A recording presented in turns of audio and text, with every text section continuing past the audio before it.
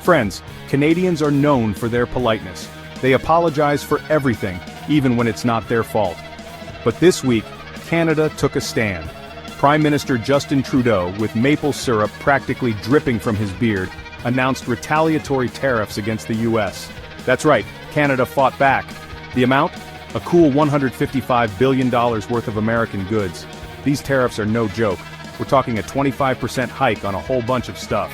Think alcohol, fruits, veggies, clothing, even shoes. Basically everything you need to survive a Canadian winter, except maybe a good pair of long johns. The first wave of these tariffs, hitting $30 billion worth of goods, kicks in on February 4th, 2025. That's right around the corner, folks. The rest will be phased in over the next 21 days. But this isn't just about money. Canada is also exploring other options like messing with critical minerals, energy deals, and even trade partnerships. It's like Canada is taking off its gloves, and maybe even pulling out a hockey stick for good measure. This is serious business, people. So, what's got the US so riled up? Well, according to the White House, it's all about fentanyl and immigration. Apparently Canada's been a bit of a bad neighbor, letting drugs slip across the border and not doing enough about those pesky immigrants. The White House even went so far as to declare a national emergency. Now, I'm not saying that fentanyl isn't a problem. It is. It's a dangerous drug that's killing people. But blaming Canada for it all seems a bit extreme. It's like blaming your dog for eating your homework when you left it right next to his kibble. And as for immigration, well, let's just say the US hasn't exactly been welcoming with open arms lately.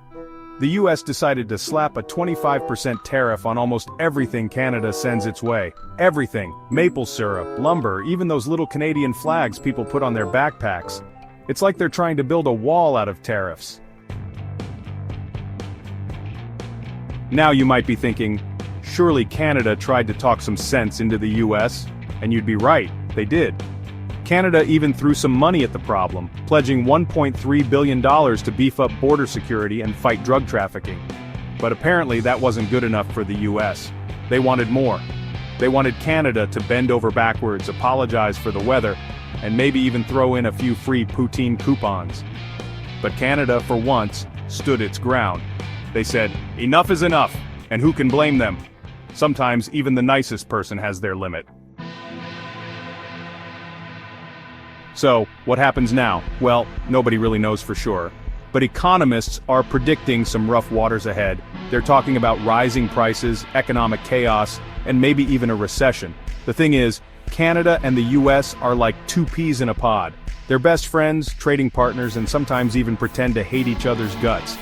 But at the end of the day, they need each other. This trade war, if we can even call it that, is only going to hurt both countries. Consumers will pay more for everything, businesses will suffer, and the economy will take a hit. It's like shooting yourself in the foot with a hockey puck.